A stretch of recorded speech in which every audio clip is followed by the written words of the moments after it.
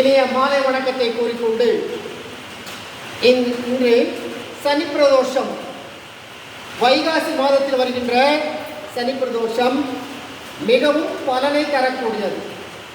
யாரெல்லாம் இந்த பூஜையில் கலந்து கொள்கின்றார்களோ அவர்களுக்கு அத்தனை செல்வத்தையும் இறைவன் தருவான். நம்முடைய பாவம் எல்லாம் நீங்கி புண்ணியத்தை நாம் பெறுகின்றோம். அந்த வகையில் ஒவ்வொரு நாயனாரை பற்றியும் நாம் பார்த்து கொண்டிருக்கின்றோம். இன்று பார்ப்பது தண்டியடிகள் நாயனார்.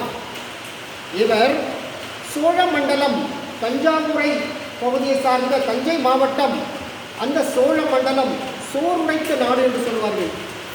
அந்த ஊரிலே பிறந்தவர்.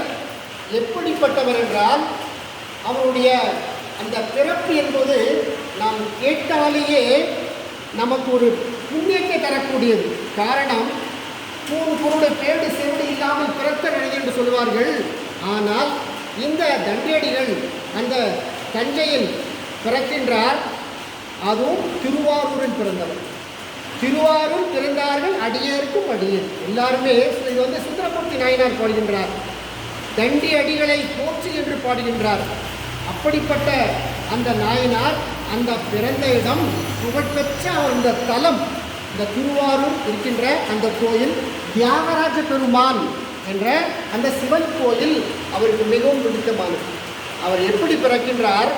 பிறக்கும் போதே கண் பார்வையற்று பிறக்கும் போதே கண் பார்வை இல்லாமல் பிறந்து விடுகின்றார். யாருடைய தவறும் கிடையாது. ஆனால் அவருடைய பிறப்பு அந்த மாதிரி. சிறு வயதிலிருந்தே இறைவன் மேல் இந்த 5 எழுத்து நாமம் நமச்சிவாய என்ற மந்திரத்தை ஓதிக்கொண்டே இருக்கின்றார். ஒவ்வொரு நாளும் பிறந்தது முதல் என்றால் அந்த தாய் வளர்கின்ற பொழுது அந்த இறைவனை வணங்க வேண்டும். அங்கே அந்த தியாகராஜ பெருமான் இந்த திருவாரூருடைய கோயிலுக்கு செல்ல வேண்டும். ஒவ்வொரு நாளும் நாமத்தை சொல்லி இறைவன் மேல் பக்தி அதிகமாகிவிட்டது. அவரை யாரும் தடுக்க முடியாத அளவுக்கு, இறைவா, நான் என்னுடைய புறக்கண்ணால் உன்னை பார்க்க முடியாது, என்னுடைய அகக்கண்ணால் உன்னை பார்த்து கொண்டிருக்கின்றேன். இந்த உலகம் எப்படி இருக்கின்ற எனக்கு தெரியாது. என்னுடைய மனக்கண்ணால் ஒவ்வொரு நாளும் உன்னை நினைத்து கொண்டே இருக்கின்றேன். அந்த வரத்தை கண்டிருக்கின்றாயே. நம்ம கண்ணு இல்லைன்னா இறைவனே என்னமோ பாவம் செஞ்சுட்டோன்னு இறைவனை திட்டுவோம். ஆனால் உன்னை என்னுடைய கண்களால் பார்க்க முடியாத தவிர உருவத்தை பார்க்க முடியாதல்ல, ஒவ்வொரு நாளும் என்னுடைய மனத்தின் மூலமாக நினைத்து நான் உருவுகின்றேன். இப்படி ஒரு பாக்கியத்தை தந்ததுக்கு உங்களுக்கு நன்றி. கண்ணில்லை எவ்வளோ கஷ்டம். ஒரு நிமிஷம் கண்ணை மூடிட்டானா உலகமே இரண்டு போயிடுச்சு. என்ன உலகம் என்று பார்க்குறோம். ஆனால் அந்த நேரத்திலும் கூட நான் இந்த பிறவி எடுத்ததை நான் பெருமையாக ஏற்றுக்கொள்கின்றேன். உன்னை வணங்குவதை நான் இந்த நாள் முழுவதும், என்னுடைய ஆயுட்காலம் முழுவதும் 5 எழுத்து மந்திரத்தை ஓதிக்கொண்டே இருக்க வேண்டும் என்று நினைத்தார். அப்படி நினைத்த அந்த தண்டியடிகள் நாயனார் அந்த திருவாரூர் கோயிலில் பக்கத்தில் ஒரு குளம் இருக்கின்றது. அது அந்த கமலலாய குளம் என்ற ஒரு குளம் இருக்கின்றது. அந்த குளம் எப்படி இருக்குன்னா, தண்ணீர் நிரம்பி இருந்த அந்த குளமானது இப்பொழுது தண்ணீர் குறைய ஆரம்பிக்கிறது. அங்கே அந்த தண்ணீர் எடுத்துதான் அங்கே இருக்கின்ற அந்த சிவலிங்கத்திற்கு அபிஷேகம் செய்வார்கள் ஒவ்வொரு நாளும். தண்ணீர் குறைந்து விட்டால் எப்படி இறைவனுக்கு அபிஷேகம் செய்வது? இந்த தண்ணீர் மூலமாகவே அபிஷேகம் செய்து கொண்டிருக்கிறோம். ஆனால் ஏன் குறைந்தது என்று கேட்டால், அந்த குளத்தில் பக்கத்தில் இருக்கின்ற மக்கள் எல்லாம் சமணர்கள். அவர்கள் தங்களுடைய அந்த நாமத்தை பெருக்கி அவர்களுடைய சமயத்தை பரப்பி அவர்களுடைய மக்கள் எல்லாம் சுற்றி சூழ்ந்து சிறு சிறு பகுதியாக குளத்தை அவர் பக்கமாக சேர்த்து விட்டு வராங்க. கொஞ்சமாக அந்த பகுதியை அவர்களுடைய தன்மைக்கு ஏற்பபடி அவர்கள் ஆக்கிரமித்து வருகிறார்கள். இதை பார்த்த அந்த தண்டியடிகள், கண்ணு தெரியாது ஆனால் மக்கள் பேசுகின்றார்கள். சமணர்கள் எல்லாம் அந்த குளத்தை எல்லாம் தன் பக்கம் சேர்த்து தன்னுடைய பக்கமாக்க நினைக்கின்றார்கள் என்ற செய்தியை கேட்ட உடனே, இறைவா, கண் தெரிந்த சூழ்நிலைக்கிறவர்கள் என்ன செய்து கொண்டிருக்கிறார்கள் தெரியவில்லை. ஆனால் எனக்கு உண்மையில் அவ்வளவு ஆர்வம், உன்னை வணங்க வேண்டும் என்ற அந்த எண்ணம். எப்படியாவது அந்த குளத்தை தூர்வார வேண்டும். அங்கே மண் இறங்கியிருக்கின்றது. அந்த மண்ணை தூர்வாரினால்தான் நீர் ஊற்றி கிடைக்கும். அந்த நீர் இருந்தால்தான் அபிஷேகம் செய்ய முடியும். அபிஷேகம் செய்வதால் உன்னை குளிர வைக்க முடியும். அப்படி இருந்தால்தான் உலகம் சிறப்பாக. அதற்கு என்ன செய்ய வேண்டும்? தூர்வார வேண்டும். கண் இருக்கிறவங்க எல்லாம் யாரும் அந்த சொல்லவில்லை. இவருக்கு எண்ணம் கண் தெரியாது, இருந்தாலும் கூட அந்த குளத்தில் இறங்கி பெரிய ஒரு தடி, ஒரு குச்சி எடுத்துக்கொண்டு அதில் நட்டு விட்டு மேலே இன்னொரு குச்சி, பெரிய ஒரு தடி எடுத்து வந்தார், மேலே ஒரு குச்சி வச்சார், இங்கிருந்தார் மேலே ஒரு கயிறு கட்டினார். ஏன்னா இவர் கண்ணு தெரியாது. அந்த அந்த ஒவ்வொரு படி வழியாக கீழே இறங்கி வரும்போது அந்த கயிறை பிடிச்சி மெதுவாக கீழே இறங்குறாரு. மேலே ஏறுறப்ப கயிறை பிடிச்சி ஏறாரு. எனக்கு கண்ணு தெரியாதனால அப்போது அவருக்கு ஒரு கூடை, ஒரு மண்வெட்டி ரெண்டும் கொண்டுட்டு போய் கீழே போய் ஒவ்வொரு நாளும் அந்த மண்ணை எடுத்து, மண்வெட்டியால் எடுத்து அந்த மண்ணை தூர்வாரி கூடையில் போட்டு தலையில் சுமந்து, அந்த ஒரு கையில் சுமந்து கொண்டு ஒரு கையில் கயிறை பிடித்து கொண்டு மேலே வருகின்றார். அந்த மண்ணை கொண்டு விடுகின்றார். என்ன ஆச்சரியம்! கண் தெரிகின்றவர்கள் எல்லாம் பார்த்து சும்மா இருக்கிறார்கள். கண் தெரியாத தண்டியடிகள் கீழே இறங்கி கொண்டு அதை தூக்கி வருகின்ற காட்சியை சிவபெருமான் பார்க்கின்றார். என்னப்பா இது, இந்த உலகத்தில் கண் இருக்கா இல்லைன்னு தெரியல, ஆனால் இப்படி ஒரு அடியாரா, இப்படி ஒரு தொண்டு செய்கின்ற ஒரு பக்தனா நமக்கு இருக்கின்றான். ஆனால் ஒவ்வொரு நாளும் அந்த சேவை செய்து கொண்டிருந்தார். இந்த சமணர்கள் வந்தார்கள், கேட்டார்கள், தண்டியடிகளே, ஏன் இவ்வாறு இந்த காரியத்தை செய்து கொண்டிருக்கின்றீர்கள்? நீங்கள் அந்த மண்ணை எடுக்கின்ற பொழுது அங்கே புழு பூச்சிகள் எல்லாம் இருக்கும், அதெல்லாம் இறந்து விடுகின்றது. ஏன்னா சமணர்கள் அந்த புழு பூச்சிகள் இறக்கக்கூடாதுன்னு சொல்வார்கள். அந்த புழு பூச்சிகளால் இறந்து விட்டால் அப்படின்னு இருக்கிறாங்க. இது அங்கே புழு இருந்தாலும் எந்த வகையான பூச்சிகள் இருந்தாலும் கூட சிவபெருமான் பார்த்துக் கொள்கின்றார். எனக்கு என்னுடைய மனம் தோன்றுகின்றது, இதை தூர்வார வேண்டும் என்று. அதனால்தான் இங்கே தூர்வாருகிறேன் சொல்வது. எல்லாரும் மக்கள் இருக்கின்ற பொழுது நீ மட்டும் ஏன் இவ்வாறு செய்ய வேண்டும், உனக்கு பாவம் பிடித்து விடும் அப்படின்னு சொல்ல சொல்ல அவன் ஒரு நாளும் விடவில்லை. ஒவ்வொரு நாளும் அந்த வேலையை செய்து கொண்டே இருக்கின்றான். அந்த சமணர்களுக்கு தாங்க முடியல. தனி ஒருவனா, கண்ணு தெரியாத ஒருவன் எப்படி இருக்கானே, இவனை எப்படியாவது இந்த இடத்தை விட்டு துரத்தி விட வேண்டும் என்று நினைத்த அந்த சமணர்கள் வழிபடுத்துகிறார்கள். நீ இவ்வாறு செய்தால் உங்களுக்கு பாவம் பிடிக்கும், கொடுத்தாலும் பரவாயில்லை, உங்களுக்கு கண் தெரியாது என்று நினைக்கின்றேன். ஆமா தெரியாது, இப்போது சொல்லுங்கள், காலம் வந்து கேட்காது என்று நினைக்கின்றேன். நான் சொல்லிட்டே இருக்கேன், காது கேட்கறதால சொல்லிட்டு காது கேட்கலையா, புத்தி மந்தமாக இருக்கு. அப்போ மந்தமான இருக்கு, கண்ணும் தெரியல, காதும் கேட்கல, ஆனால் இதை வந்து சேவை செஞ்சுட்டு இருக்கீங்க, நீங்க எல்லாம் ஒரு ஆளா அப்படின்னு சொல்லி இந்த சமணர்கள் இந்த தண்டியடிகளை சொல்றாங்க. எதுவுமே கேட்கல, தூங்குவாரி போயிட்டே இருக்கிறாங்க. நாளுக்கு நாள் ஒரு உடம்புடைய வலி இருந்தாலும் கூட கொஞ்சம் மூட்டு கீழே ஏற்றி தண்ணி வந்துட்டு அந்த அப்புறம் ஒரு மனசு திருப்தியா ஒவ்வொரு நாளும் ஒவ்வொரு நடந்துட்டே இருக்கும். இப்போ அந்த சமணர்கள் வந்து இப்படியே போனான்னா ஒரு தூங்குவாரிகள் இவனை நடத்த எப்படியாவது வேட்ட வேண்டும் என்று நினைத்து அவர்களுக்குள்ளாக பேசினார்கள். ஆனால் இவர் சிவன் கிட்ட கேட்டார், ஐயாரே, இவர்கள் இவ்வாறு கூச்சுகிறார்களே, போச்சுகிறார்களே, பழி செய்கிறார்களே, இவர்கள் கண் தெரிவிங்களா? எனக்கு கண் பார்வை கிடைக்கும் என்று நினைக்கவில்லை, என்னுடைய சிவன் நினைத்து விட்டால் உங்களுக்கு கண் பார்வை இல்லாமல் போய்விடும் என்று ஒரு வார்த்தை சொன்னார். உன்னுடைய சிவன் அவ்வளவு பெரியவரா, கண் பார்வை போயிடுமா என்று கேட்டாங்க. ஆம், உண்மையான அன்பு இருந்தாங்க. என்மேல் அன்பு இருந்தால் இந்த சிவபெருமான் எனக்கு கண் தர வேண்டாம், ஆனால் உங்களுடைய கண் பார்வை உங்களால் இழக்க வேண்டும் சொன்னாங்க. அப்போ எனக்கு கண் பார்வை தருவார், நம்பிக்கை எனக்கு அப்படின்னு சொல்லிட்டு அவங்க சிரிச்சுட்டாங்க. உங்களுடைய சிவபெருமான் வந்து உங்களுக்கு கண்ணு தருவாரு, எங்களுக்கு கண்ணெல்லாம் போயிடுமா? அப்படி ஒரு வேலை நடந்து விட்டால் இந்த ஊரையே காலி பண்ணி நாங்கள் போயிடுவோம். இந்த ஊர்ல யாருமே இருக்க மாட்டோம், நாங்கள் எல்லாருமே இந்த ஊரை விட்டு நாங்கள் எல்லாம் போயிடுறோம். ஆனால் முதற்கு ஒரு வேலை கண் வந்து எங்களுக்கு கண் பார்வை போயிடுச்சுன்னு யாரும் இருக்க மாட்டாங்க. வாக்கு தானே சத்தியமான வாக்கு. நாங்கெல்லாம் சமணர்கள் அப்படிதான் இருப்போம் அப்படிங்கிற மாதிரி அவங்களுடைய ஒரு அகங்காரத்தை சொல்றாங்க. இவர் சொல்லியிருக்காரு, சிறுபெருமான் வேண்டும் இங்கனே ஏதோ தெரிஞ்சாமல இந்த மாதிரி நம்பிக்கை சொல்லியிருக்காங்க.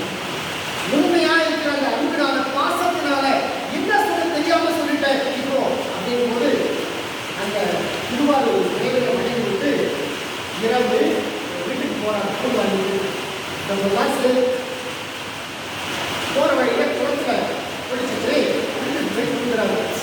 இரவு கனம் போகும், சிறுபெருமான் நேரம் வர தண்டியடிகளை என்னதான் சொல்ல, உனக்கு நாளைக்கு கண் பார்வை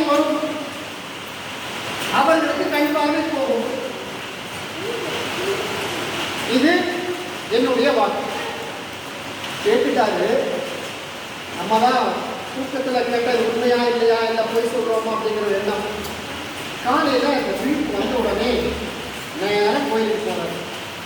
கோயிலுக்கு போகிறதுக்கு முன்னால் அதே நாள் கனவு இரவு இவருக்கு எந்த நேரத்தில் சொன்னாங்களோ அடுத்த கொஞ்ச நேரத்திலேயே அந்த சோழ நாட்டு மன்னன், அந்த மன்னனுடைய கனவுல சிவபெருமான் தோன்றி, மன்னனே இந்த திருவாரூர் பகுதியில் அந்த திரு கமலனாய் அந்த குளம், அந்த குளத்தில் ஒருத்தர் தூர்வாரிட்டு இருக்காரு, உங்களுக்கு தெரியுமா?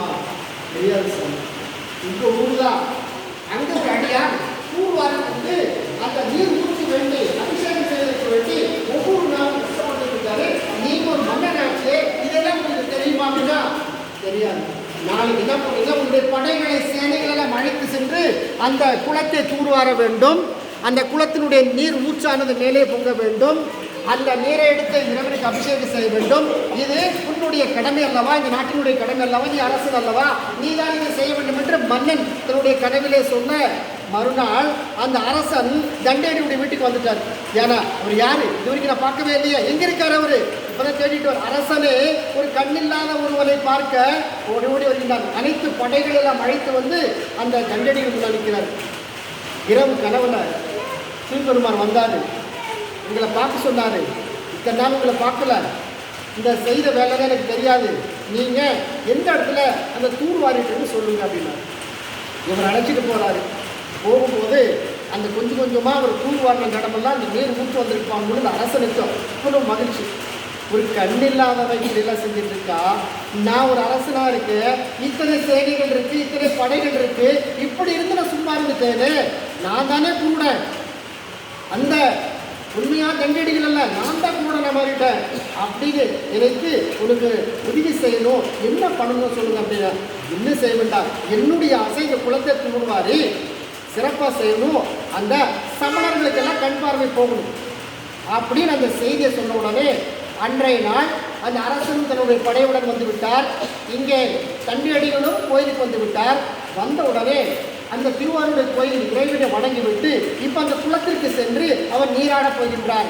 தண்டியடிகள் அந்த நீரிலே கீழே மூழ்கி மேலே வருகின்ற பொழுது கண் பார்வை மூழ்கி, அந்த கண் பார்வை வந்த நேரத்தில் இவர்கள் எல்லாம் வேடிக்கை பார்த்திருந்த அந்த பக்தர்களான சமணர்களுடைய கண் பார்வை போய்விட்டது. இது நடந்த உண்மை, அதுக்கு வந்து சாட்சிகள் இருக்கட்டும். இதை மன்னன் பார்த்து கொண்டிருக்கின்றார். என்ன அதிசயம், சாதாரண ஒரு அடியேன் சிவபெருமானை வேண்டி இப்பொழுது செய்த அந்த தொண்டினுடைய பலன் எவ்வளவு பலன் அளிக்கின்றது. அப்படி இருக்கின்ற சூழ்நிலையிலே இறைவன் இருக்கின்றார். சோழ மன்னர்கள் பார்த்தார்கள், அத்தனை பேருக்கும் கண் பார்வை போயிருக்கு. இப்போ சமணர்கள் பேசுகின்றார்கள், தண்டியடிகளே நாங்கள் தோற்றுவிட்டோம், இந்த ஊரை விட்டு நாங்கள் வேறு ஊருக்கு செல்கின்றோம் என்று அவர்களுடைய எத்தனை பேர் இந்த ஊரில் வாழ்ந்து கொண்டிருக்கிறார்களோ, பரம்பரையாக சமணர்கள் இருந்தார்களோ அத்தனை பேர் ஊரை காலி செய்துவிட்டு அவர்கள் வேறு இடத்திற்கு செல்கிறார்கள். இதை சோழ மன்னன் பார்த்து கொண்டிருக்கிறார். சோழ மன்னன் அந்த குளத்தை தூர்வாரி அது என்ன செய்ய வேண்டுமோ இறைவன் சொன்னாரோ அவ்வளவு அந்த வசதி வாய்ப்பெல்லாம் செய்து கொடுத்த பின்னால் அங்கிருந்து தண்ணீரை கொண்டு வந்து இறைவனுக்கு அபிஷேகம் செய்கின்றார்கள். எவ்வளவு சிறப்பு பாருங்கள். ஒரு சாதாரண ஒரு மனிதன் சரியா வாழ்நாள் முழுவதும் கண்ணில்லாமல் வாழ்வதற்கு சிரமம்தான், ஒரு நாள் இருக்க முடியாது. அப்படி இருந்த சூழ்நிலையும் இறைவன் மேல் இருக்கின்ற அந்த பற்றுதல், அந்த அன்பு எவ்வளவு ஆழமாக இருந்திருந்தால் அந்த சிவபெருமான் இந்த இடத்துக்கு வந்திருப்பார். எவ்வளவு அவனுடைய எண்ணம் தூய்மையாக இருந்திருந்தால் சிவபெருமானுடைய அவருடைய வாக்கை ஏற்று அந்த காரியத்தை சாதித்திருப்பார். இதையெல்லாம் நடந்த உண்மை. எல்லாம் போனவுடனே அந்த தண்டியடிகள் இறைவனுடைய கோயிலுக்கு சென்று இறைவனை வணங்கி, இந்த அடியேனுக்கும் இந்த திருவாரூரில் வாழ்கின்ற இந்த அடியேனுக்கும் கண் தெரியாத இந்த குருடனுக்கும் கண் பார்வை கொடுத்த தெய்வமே, உன்னை என்ன என்று போற்றுவது என்று அவன் ஆறாமுதே அளவில்லா பெருமானே ஓராத உள்ளத்து ஒழிக்கும் பெருமான் என்று சொல்கின்ற அளவுக்கு எல்லாம் வல்ல அந்த இறைவனை வணங்கி சாஸ்தாகம் செய்து கீழே விடுகின்றார். தண்டியடிகளே, இந்த திருவாரூர் வாழ்கின்ற மக்கள் எல்லாம் உன்னுடைய அருளை பெற்று வாழ்வார்கள், சுபிட்சமாக இருக்க வேண்டும் என்று வாழ்த்த அந்த மன்னன் தண்டியடிகளை வணங்கினார். நான் இத்தனை படைகள் சேனைகள் ஆழ்ந்து தேர்ப்படை யானைப்படை குதிரைப்படை காலாட்டுப்படை எல்லாம் வைத்துக் கொண்டிருக்கின்ற அரசனாக இருந்தாலும் கூட நான் அரசன் கிடையாது. இந்த தண்டியடிகளுடைய பெருமை பார்க்கின்ற பொழுது நான் எல்லாம் மன்னனா என்று பார்த்து அந்த தண்டியடிகளை வணங்கி செல்கின்றார் என்று அந்த திருவாரூர் கோயிலிலே உள்ளே மூலஸ்தலம் பக்கத்திலே மூல கணபதி இருக்கின்றார். கணபதி பக்கத்திலே தண்டியடிகளுடைய திருவுருவ சிலையானது அங்கே அமைக்கப்பட்டு பூஜை செய்கின்றது. அந்த பூஜை செய்கின்ற அந்த ஒவ்வொரு நாளும் அங்கே இருக்கின்ற சிவபக்தர்கள் எல்லாம் அவர்கள் ஆடி பாடி அந்த தண்டியடிகளை கொண்டாடுகிறார்கள். அந்த பங்குனி மாதம் சதய நட்சத்திரம் அந்த நாள் தான் அவருக்கு குரு பூஜை நடக்கின்றது. அந்த குரு பூஜை நடக்கின்ற அந்த நேரத்திலே சிவன் கோயில் அத்தனை இடத்திலும் அவருக்கு வேண்டிய அந்த ஆராதனையும் பூஜையும் புரஸ்காரம் நடக்கின்றது. யார் பணம் உள்ளவனா கோடீஸ்வரனா சாதித்து காட்டினான்? எதுவுமே சாப்பாட்டுக்கு வழி இல்லாமல் ஏழையாக இருந்து கண் பார்வை தெரியாதவனே அந்த குளத்தில் அந்த கோலை ஊன்றிக் கொண்டு அந்த படியின் வழியாக நடந்து கொண்டு அந்த மண்ணை எல்லாம் தூக்கி இருக்கின்ற ஒருவன் இருக்கின்ற பொழுது நம்மால் ஏன் செய்ய முடியாது? இத்தனை கண் நல்லா இருக்கு, காது நல்லா இருக்கு, இந்த உடம்பார்த்ததையும் கொடுத்த அந்த இறைவனுக்கு நன்றி சொல்ல வேண்டும் அல்லவா? யார் பாவிகள்? நாம் தான் பாவிகள். ஆனால் கண் இல்லாதவர்கள், உலகத்தை பார்க்க முடியாதவர்கள் எல்லாம் அவர்கள் நன்மை செய்கிறார்கள். நாம் பார்த்து கொண்டிருக்கிறவர்கள் நாம் தவறு செய்து கொண்டிருக்கின்றோமே என்று தண்டீடுகளை பார்த்து நாம் கேட்டுக்கொள்ள வேண்டும். அவர் சில காலம் கண்பார்வையோடு வாழ்ந்து அந்த உலக மக்களுக்கெல்லாம் நன்மை செய்து கொண்டார். அப்படிப்பட்ட அடியாரை பற்றி நாம் தெரிந்து கொண்டு அவரை வணங்குவது மிகவும் புண்ணியமான செயல் என்று இன்றைய இந்த சனி பிரதோஷ நாளில் எல்லா ஊர்களிலும் வந்து எல்லா பூஜைகளிலும் கலந்து கொண்டு சிறப்பை பெற்று அருளை பெற்று நாயனாருடைய அருளை பெற்று நாம் அனைவரும் இங்கே செலவிக்கின்றோம்.